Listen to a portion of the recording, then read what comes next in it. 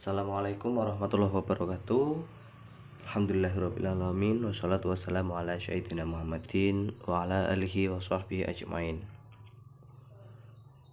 Puji syukur kita panjatkan kehadirat Allah Subhanahu wa taala yang telah memberikan kita nikmat berupa kesehatan sehingga kita bisa melakukan pembelajaran walaupun dengan cara daring.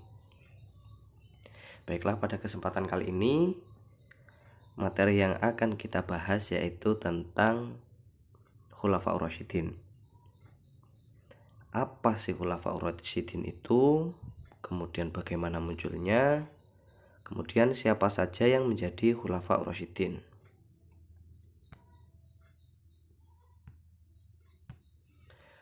Khulafaur Rasyidin berasal dari bahasa Arab, yaitu khalifah yang artinya pengganti dan ar-rasyidin yang artinya mereka yang dapat petunjuk.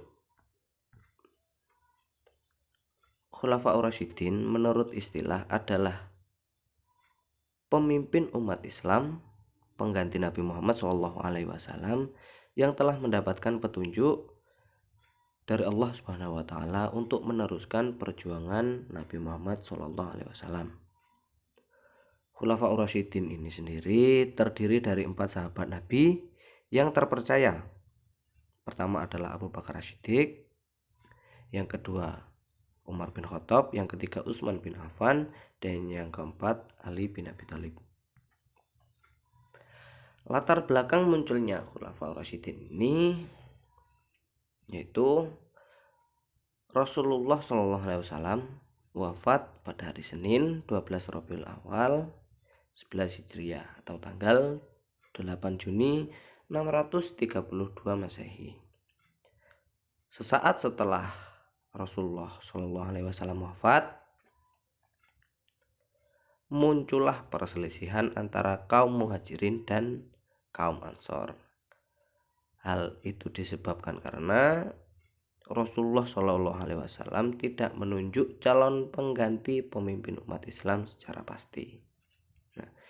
Namun perselisihan tersebut dapat diselesaikan secara damai oleh Umar bin Khattab setelah ia mengemukakan berbagai argumentasi. Selanjutnya ia membaiat Abu Bakar As-Siddiq yang diikuti oleh Sa'ad bin Ubadah.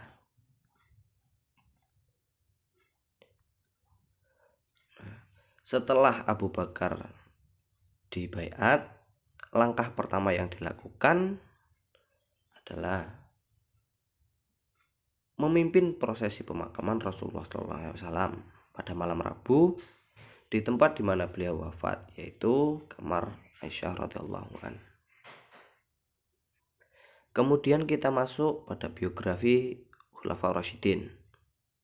Khalifah yang pertama yaitu Abu Bakar As-Siddiq. Nama Abu Bakar As-Siddiq sendiri sebenarnya adalah Abdullah bin Utsman bin Amr bin Ka'ab bin Sa'ad bin Taim bin Murrah bin Ka'ab bin Lu'ay bin Ghalib bin Far al-Quraisy al-Taimi. Abu Bakar As-Siddiq sendiri menjadi khalifah kurang lebih selama 2 tahun, yaitu tahun ke-11 sampai 13 Hijriah. Beliau diangkat sebagai khalifah melalui proses kompetisi yang sangat ketat antara dirinya dengan Sa'ad bin Ubadah, di mana pada saat itu terjadi perselisihan antara kaum Muhajirin dan kaum Ansor. Abu Bakar As-Siddiq sendiri dilahirkan di Makkah pada tahun 573 Masehi atau kurang lebih 2 tahun 6 bulan setelah tahun Gajah. Beliau wafat di usia 63 tahun pada hari Senin 12 Agustus 634 Masehi. Kemudian khalifah yang kedua yaitu Umar bin Khattab. Nama lengkap Umar bin Khattab sendiri adalah Umar bin Khattab bin Nufail bin Abdul Uzza bin Riyah bin Qud bin Rozah bin Adi bin Ka'ab bin Lu'ay al-Quraisy al-Adawi. Umar bin Khattab sendiri diangkat menjadi khalifah melalui penunjukan langsung atas dasar wasiat khalifah sebelumnya, yaitu Abu Bakar As-Siddiq. Ia memerintahkan selama 10 tahun yaitu tahun 13 sampai 23 Hijriah, dengan berbagai prestasi yang monumental. Umar bin Khattab sendiri wafat akibat ditusuk oleh Abu Lu'lu'ah al-Majusi, seorang mantan budak Persia pada saat beliau sedang melakukan sholat. Kemudian khalifah yang ketiga yaitu Utsman bin Affan. Nama lengkapnya yaitu Utsman bin Affan bin Abi As Ubay bin Umayyah. Khalifah Utsman bin Affan menjabat sebagai khalifah selama 12 tahun, yaitu tahun 23 sampai 35 Hijriah atau 644 sampai 655 Masehi. Ia diangkat melalui Dewan Pemilihan Khalifah, yaitu semacam tim formatur yang dibentuk oleh Khalifah Umar bin Khattab. Kemudian khalifah yang keempat yaitu Ali bin Abi Thalib. Ali bin Abi Thalib karramallahu wajhah adalah orang yang pertama kali masuk Islam dari golongan anak-anak. Beliau menjabat sebagai khalifah kurang lebih selama 5 tahun, yaitu 35 Hijriah sampai 40 Hijriah.